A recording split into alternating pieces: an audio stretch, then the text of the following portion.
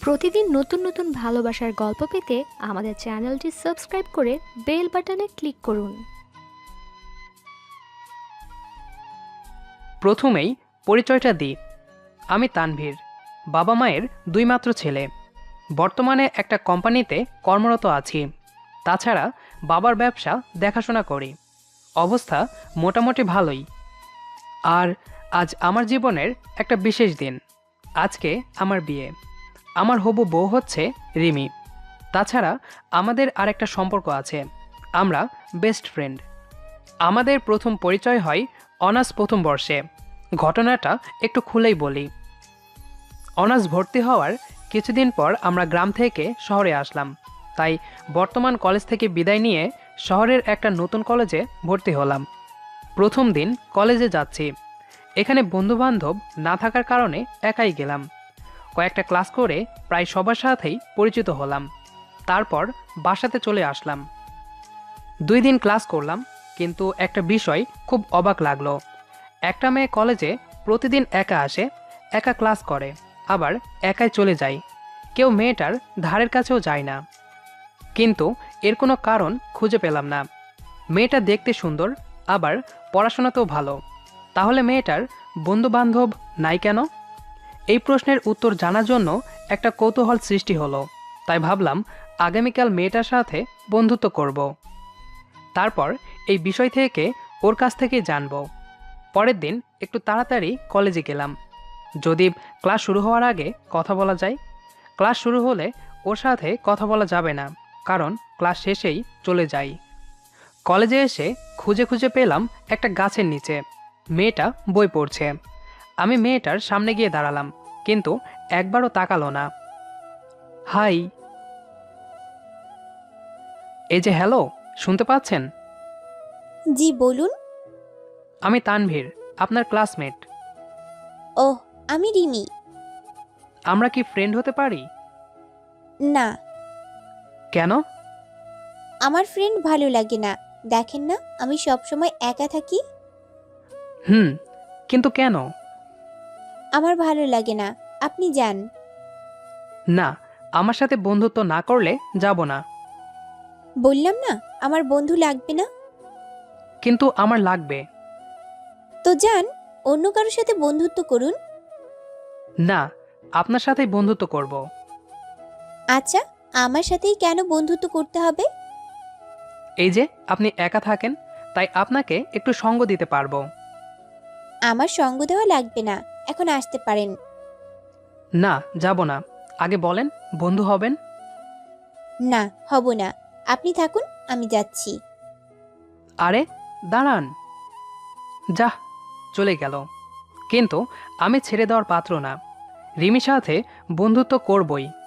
2 দিন ট্রাই করে অবশেষে রিমিকে রাজি করিয়েছি। মানে আমরা বন্ধু হয়েছি। আচ্ছা, এখন তাহলে আমরা বন্ধু। হুম। ওকে। আমাদের বন্ধুত্বের কিছু শর্ত থাকবে, এই আমাদের দুজনের জন্য।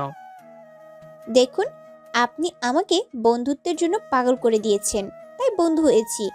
অতএব কোনো শর্ত মানতে পারবো না। হুম, বন্ধু যখন হয়েছ, তখন বন্ধুর দাবি মানতেই হবে। উফ, তোমার সাথে কথাই পারবো না। বলো কি শর্ত? ওকে, আমরা একে অপরকে তুই করে বলবো, কেউ কাউকে থ্যাঙ্কস দেব না। ব্যাস, এতটুকুই। ওকে। আচ্ছা চলো, আজকে আমাদের ফ্রেন্ডশিপ ডে সেলিব্রেট করব। না, এখন আমি বাসায় যাব। প্লিজ চলো, মাত্র 1 ঘন্টা। আচ্ছা চল, কিন্তু যাব কোথায়? প্রথমে শপিং মলে, তারপর পার্কে। শপিং মলে যাব কেন? সেটা গেলেই বুঝতে পারবি। ওকে। অতঃপর রিমিকে নিয়ে একটা শপিং মলে আসলাম। উদ্দেশ্য, রিমিকে একটা শাড়ি গিফট করব। দোস্ত, তোর কি কালার পছন্দ? সবুজ। কেন? আচ্ছা, তাহলে এই সবুজ শাড়িটা দেখ তো কেমন লাগে। ভালোই। শাড়ি কার জন্য? তোর জন্য। দোস্ত, আমি শাড়ি পরি না। তো কি হয়েছে, এখন থেকে পরবি। সত্যি, আমি শাড়ি পরি না, পরতেও পারি না। পারিস না? তোর মায়ের কাছ থেকে শিখে নিবি। আচ্ছা, তোর যা ইচ্ছা। নে ধর শাড়িটা। আর হ্যাঁ, বিকালে শাড়িটা পরে পার্কে আসিস। সময় হবে না।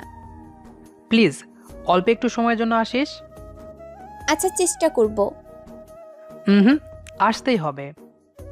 আচ্ছা, আসবো। এখন তাহলে যাই। আচ্ছা, সাবধানে যাস। তুই চল, একসাথে যাই।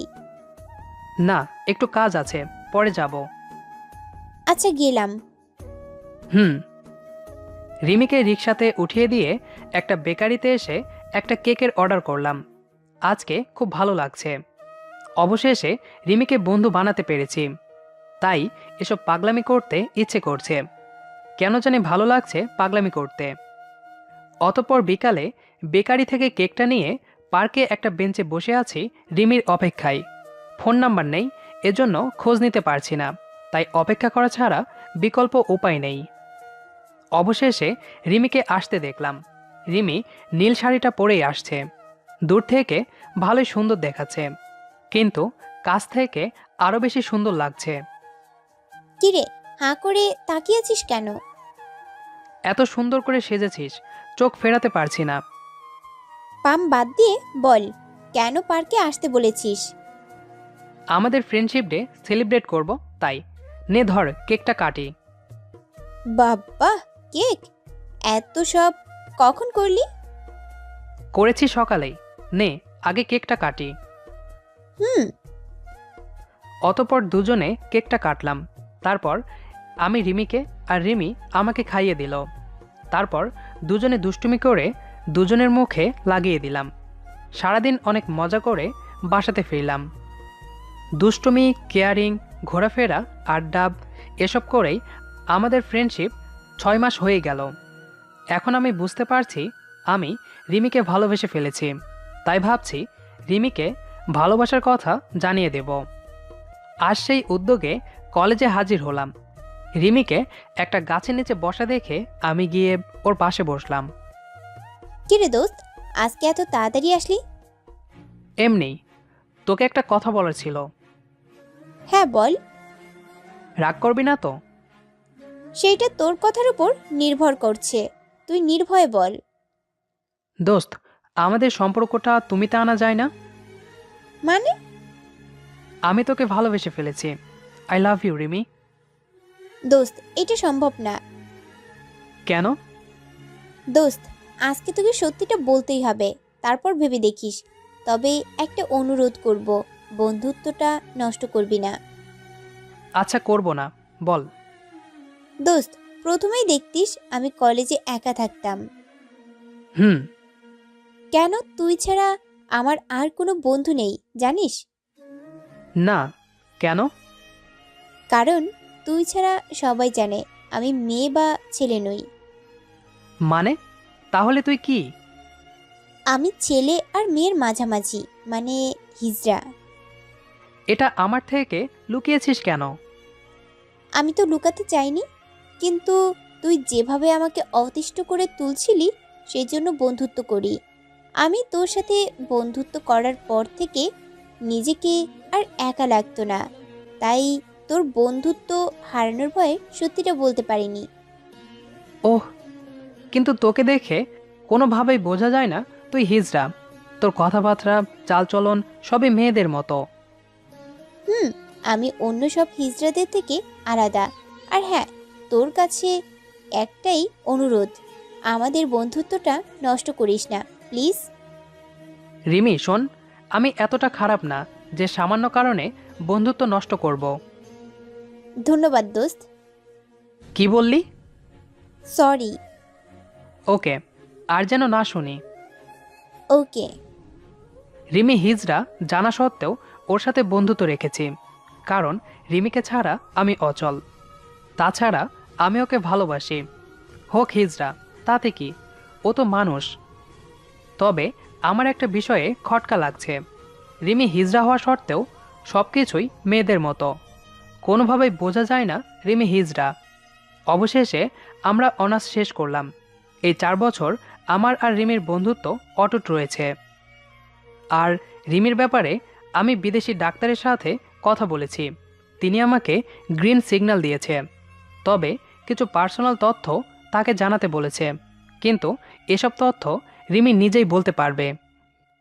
আর রিমিকে এই 4 বছরে আরও ভালোবেসে ফেলেছি। এতটাই ভালোবাসা সৃষ্টি হয়েছে রিমির প্রতি, একবেলা ভাত না খেয়ে থাকতে পারলেও রিমির সাথে কথা না বলে থাকতে পারি না। তাই রিমিকে নিজের করে নেওয়ার কথা ভাবছি। তাই ওকে ফোন দিয়ে পার্কে আসতে বললাম। রিমি আর আমি পার্কের একটা বেঞ্চে বসে আছি। কেমন আছিস? খুব ভালো। তুই? আমিও। তোকে কেন ডেকেছি জানিস? না বললে জানবো কি করে? তাহলে বলি। হ্যাঁ বল। রিমি, আমি তোকে বিয়ে করতে চাই। প্লিজ না করিস না। তানভীর, এমন হয় না। বিয়ে ছেলে আর মেয়ের হয়, হিজড়াদের নয়। রিমি, তুই তো ভালোই জানিস তোর সাথে আমি কথা না বলে এক মুহূর্ত থাকতে পারি না। তাই তোকে নিজের করে নিতে চাই। আমি পারবো না। তুই চাইলে আমি সারা জীবন বন্ধু হয়ে থাকতে রাজি আছি। রিমি, এটাই তোর শেষ কথা? হুম। ওকে, তোর বাবার নাম্বার দে, আমি আঙ্কেলের সাথে কথা বলবো। তানভীর, আমি অনাথ। আমার মা বাবা কেউ নাই। কি বলিস? হ্যাঁ, ঠিকই বলছি। তাহলে আমাকে এতদিন জানাসনি কেন? আর তোর চলে কিভাবে? আমি রাতে আউটসোর্সিং করি। যা পাই তাতে খুব ভালোই চলে আমার। এই কথাটা 4 বছর আমার কাছে লুকিয়ে রেখেছিস? হ্যাঁ, কারণ আমি প্রথমেই বুঝতে পেরেছিলাম তুই আমার প্রেমে পড়েছিস, আর এজন্য আমার অনেক কেয়ার করতিস। যদি আমি অনাথ জেনে আমার থেকে দূরে চলে যাস, এই জন্য কিছু বলিনি। এতটা খারাপ ভাবিস আমায়? তাহলে এখন তো জেনেই গেলাম তুই অনাথ। তাহলে যা, আজকে থেকে তুই আমার বন্ধু না। এমনটা করিস না তানভীর, তোকে ছাড়া মরেই যাব। চুপ, এমন কথা আর বলবি না। ঠিক আছে। ওকে। এভাবে কিছুদিন যাওয়ার পর আমি একটা জব পেলাম। এর মধ্যে রিমিকে বিয়ের জন্য রাজি করিয়েছি। মা বাবাকে বলেছি রিমির ব্যাপারে, তারাও রাজি। কারণ এখন আমি বড় হয়েছি, তাই এখন আমার জীবনসঙ্গী বেছে নেওয়ার মতো ক্ষমতা হয়েছে। এই বিশ্বাস আছে আমার ওপর মা বাবার। তাই দেরি না করে তাড়াতাড়ি রিমিকে বিয়ে করেছি। আর এখন আমি আর রিমি বাসর ঘরে আছি, যদিও আমাদের বাসর অন্যদের মতো হয়নি। রিমিকে বিয়ে করেছি আজ প্রায় 8 মাসের মতো হয়েছে। রিমি মেয়েদের মতোই সংসারে কাজকর্ম করে। মা বাবাও রিমিকে পেয়ে খুশি। রিমির বিরুদ্ধে বাবা মার কোনো অভিযোগ নেই, তবে ইদানিং মা বাবা মাঝে মাঝে বলছে নাতি নাতনির কথা, কিন্তু তা কখনোই সম্ভব না, বাবা মা জানে। এজন্য বাবা মা একটু অসন্তুষ্ট নয় রিমির ওপর। তারা ঠিক আগের মতোই ভালোবাসে রিমিকে। কিন্তু রিমি বিষয়টা বুঝতে পেরেছে। তাই আজকে অফিস থেকে আসার পর রিমি বলল, একটা কথা ছিল তানভীর, বলো। তুমি একটা বিয়ে করো। মেজাজ খারাপ করতে এসেছো? এসব আজে বাজে কথা বলার মানে কি? না মানে, মা বাবা প্রায় নাতি নাতনির জন্য আফসোস করে, তাই বলছিলাম আমি তো বেবি জন্ম দিতে পারবো না। যদি তুমি বিয়ে করো তাহলে মা বাবা নাতি নাতির মুখ দেখতে পাবে। তোমাকে এত ভাবতে হবে না। আর তোমাকে এসব নিয়ে মা বাবা কিছু বলেছে?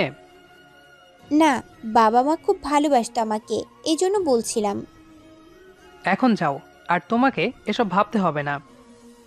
আচ্ছা, ফ্রেশ হয়ে খেতে আসো। যাও, আসছি। রিমির কথা শোনার পর আমার মনে পড়ল আমাদের বিয়ের আগে আমি অনলাইনে একটা বিদেশি ডাক্তারের সাথে কথা বলেছিলাম। তিনি আমার কাছে পার্সোনাল কিছু তথ্য চেয়েছিলেন। রাতে খাওয়া দাওয়া করে রিমির কাছ থেকে ওর পার্সোনাল তথ্যগুলো জেনে ডাক্তারের কাছে পাঠালাম। বেশ কিছুদিন পর সেই ডাক্তার খবর দিল। খবরটা আসলেই খুশির খবর। তিনি বললেন রিমি হিজড়া না, ওর দেহে হিজড়াদের হালকা একটু সংমিশ্রণ আছে, যা অপারেশন করলেই ঠিক হয়ে যাবে। তারপর রিমি বাচ্চা জন্ম দিতে পারবে। খুশির খবরটা সবাইকে জানালাম। বিদেশি ওই ডাক্তারকে দেশে আসার কথা বললাম রিমির অপারেশনের জন্য। তিনি আমাদের দেশীয় এক ডাক্তারের কথা বললেন। তারপর কিছুদিন পর রিমির অপারেশন করালাম। এতে অবশ্য একটু খরচ হয়েছে। অবশেষে রিমি এখন সুস্থ। তাহলে এখন আমাদের বাসর হতেই পারে, হোক না বিয়ের 1 বছর পরে বাসি বাসর। রিমি, একটু শোনো। হুম। আরে জড়িয়ে ধরলে কেন? মা বাবার জন্য নাতি নাতনির ব্যবস্থা করতে হবে না? যা, দুষ্টু, লজ্জা লাগে না? আহারে লজ্জাবতী। উম, ধ্যাত। অতঃপর ইতিহাস জানতে চাহিয়া লজ্জা দিবেন না। Bye bye. গল্পটি কেমন লেগেছে সেটি অবশ্যই কমেন্ট করে জানাবেন। আপনার একটি কমেন্ট আমাদের পরবর্তী ভিডিওর জন্য উৎসাহ যোগাবে। তাই এখনই কমেন্ট করে জানিয়ে দিন গল্পটি আপনার কাছে কেমন লেগেছে। ধন্যবাদ সবাইকে।